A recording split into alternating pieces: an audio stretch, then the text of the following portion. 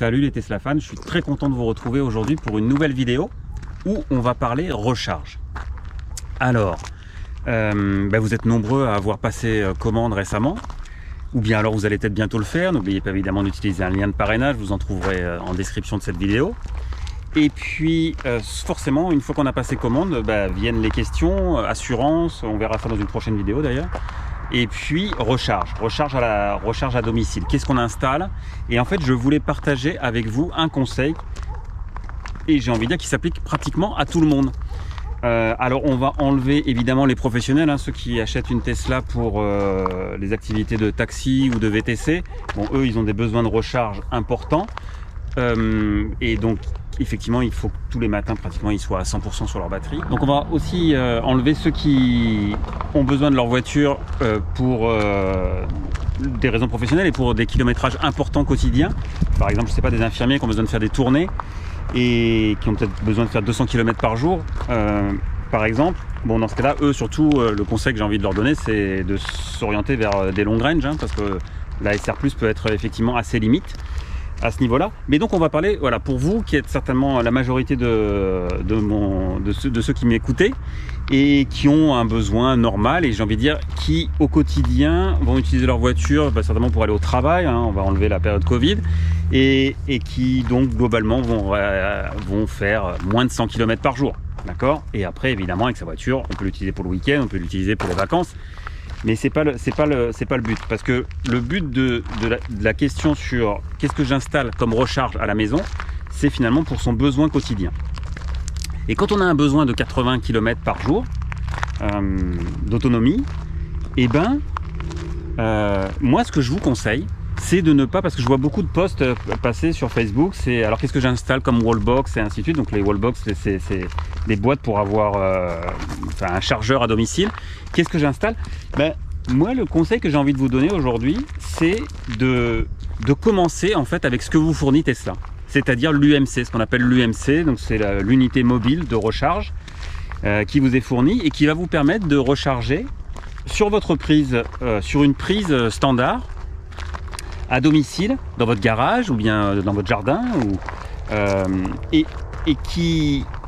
Alors oui, on n'est pas sur des vitesses folles, d'accord, on va être sur du moins de 3 kW, mais en gros ça suffit, ça peut suffire. Alors par contre, le conseil très important que je voulais vous donner, surtout, c'est que quel que soit en fait votre choix, et même si c'est d'utiliser l'UMC, c'est de vérifier que vous avez une installation électrique aux normes, que vous avez une prise qui est bien câblée, idéalement en 2,5 mm², que les câbles sont bien serrés pour qu'il n'y ait pas de risque d'incendie, parce que quand on va brancher sa voiture, on va la brancher pendant un certain temps, pendant toute une nuit, et on va répéter ça.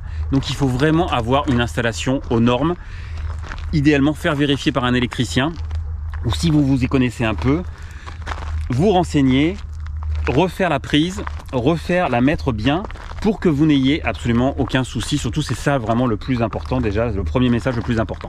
Le deuxième, c'est donc d'utiliser cette UMC, et avec cette UMC, de commencer à vivre avec ça. Et vous allez voir que, alors surtout en ce moment, on est couvre-feu à 18 h, donc en principe, voilà, on va dire, tout le monde rentre entre 18 et 19 h, on ressort pas le soir, et vous avez jusqu'à le lendemain matin 6 h, 18 h, 6 h, ça fait 12 h. 12 h de recharge, ça va permettre de récupérer facilement ces 100 km que vous avez besoin au quotidien, voire même plus. Et donc à partir de là, finalement, même de capitaliser, j'ai envie de dire, sur une semaine standard où on va juste au travail, où on fait ces 80 km, on va pouvoir capitaliser et finalement arriver sur le week-end avec plus d'autonomie qu'on a démarré la semaine, et à partir de là pouvoir partir en week-end. Alors évidemment, vous pouvez décider d'investir et de mettre une wallbox, mais franchement, est-ce que c'est vraiment nécessaire? C'est la question en fait que je voulais poser dans cette vidéo, et moi je vous conseille de commencer avec l'UMC, et surtout en fait de coupler ça, et c'est ce que je fais maintenant aujourd'hui, c'est de coupler l'UMC que j'ai dans mon garage sur une prise standard, et de le coupler avec d'autres solutions qu'on va voir dans cette vidéo, qui sont des bornes qui sont mises à disposition dans les villes, et les Bouches-du-Rhône sont exemplaires pour ça, puisque en plus des primes pour l'aide à l'achat du véhicule, ils installent dans tous les villages et dans toutes les villes du département des bornes de recharge qui sont accessibles avec une carte, ou bien même juste avec son smartphone, pour des coûts qui sont très très raisonnables. On verra ça tout à l'heure. Je couple ça aussi avec, alors ça c'est une solution que j'ai par exemple à 100 mètres de chez moi. Et puis je peux coupler ça ensuite avec des bornes qui sont gratuites, qui sont un tout petit peu plus loin, mais qui sont à 5 minutes en voiture ou à 15 minutes à pied pour revenir chez moi.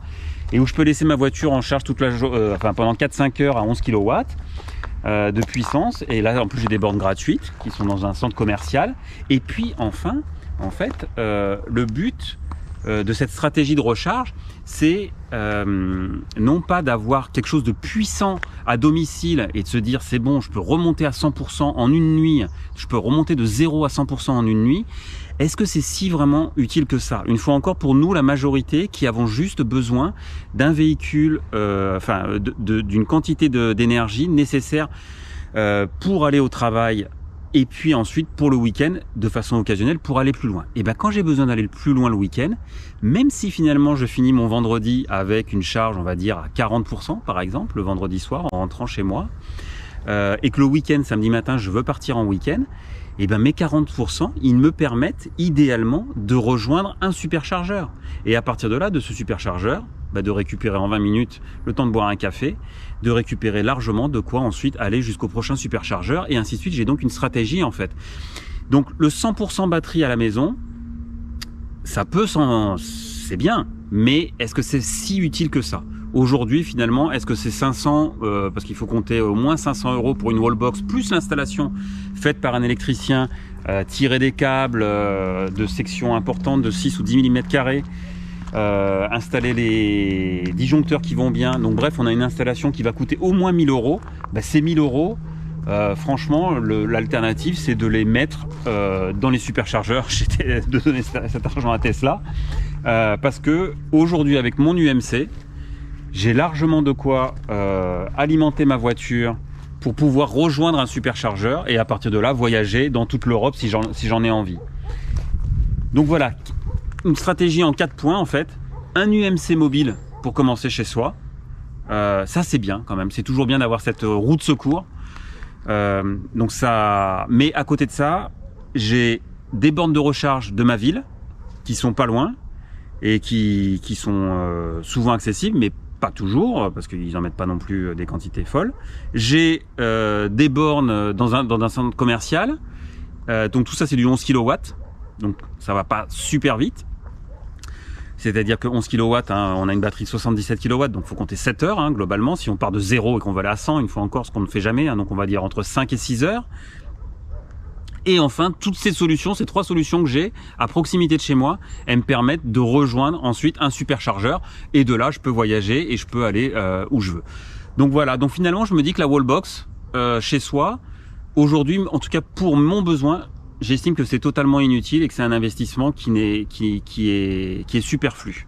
Les solutions que m'offre la communauté, plus une prise simple dans mon garage, me permettent largement de rejoindre ensuite le réseau de superchargeurs et à partir de là de voyager, et me permettent assez aussi de répondre à mon besoin quotidien d'aller au travail et de faire 80 km par jour.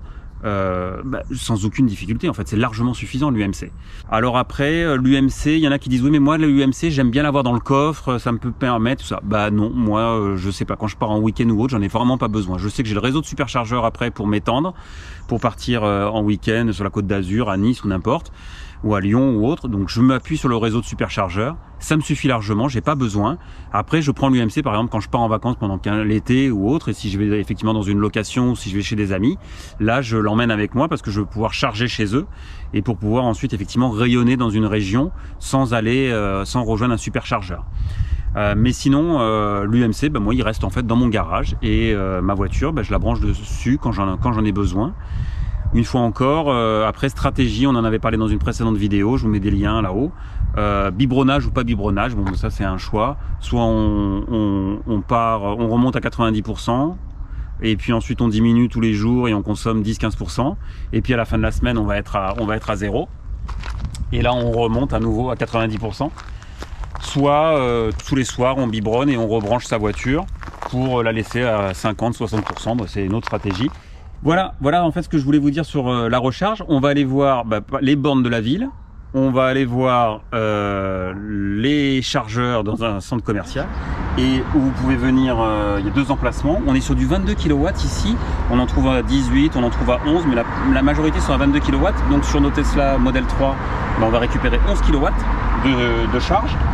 Et ça c'est une bonne alternative pour pouvoir charger en 2-3 heures, récupérer, voilà, en 3 heures on va récupérer 33 kW, 33 kWh pardon, de capacité dans sa batterie, et donc venir compléter si on n'a effectivement pas pu charger chez soi.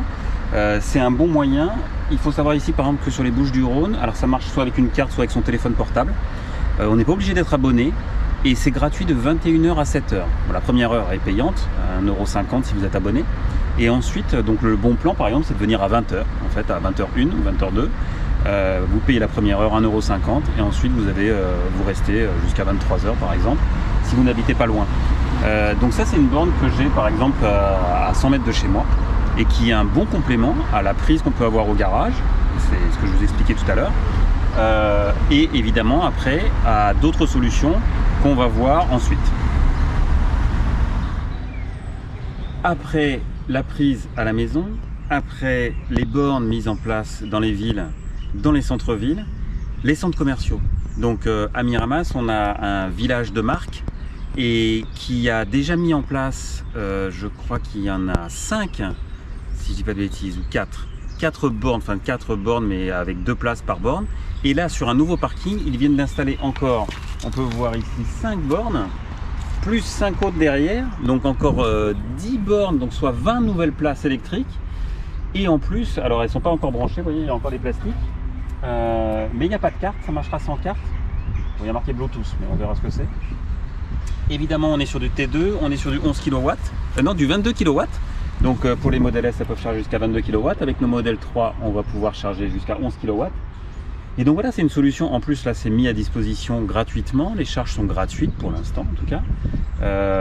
C'est mis en place par les centres commerciaux. Donc, et ça, c'est quelque chose qu'on retrouve sur plein de centres commerciaux aujourd'hui. Par exemple, tous les magasins Leclerc mettent en place des bornes sans carte. Les magasins Lidl mettent en place aussi des bornes. Donc, il y a vraiment une capacité aujourd'hui de recharge quand on va faire ses courses, ou bien si on a un centre assez à proximité. Et donc ça vient compléter le schéma global, voilà, de recharge, ça vient compléter le chargeur qu'on a à la maison. Et après, une fois encore, avec le réseau de superchargeurs que je ne veux pas vous montrer dans cette vidéo, on l'a assez vu dans plusieurs vidéos et vous le connaissez bien. Voilà, c'est tout les Tesla fans, je vous dis à très bientôt pour une nouvelle vidéo. Portez-vous bien et surtout faites attention à vous, bye bye.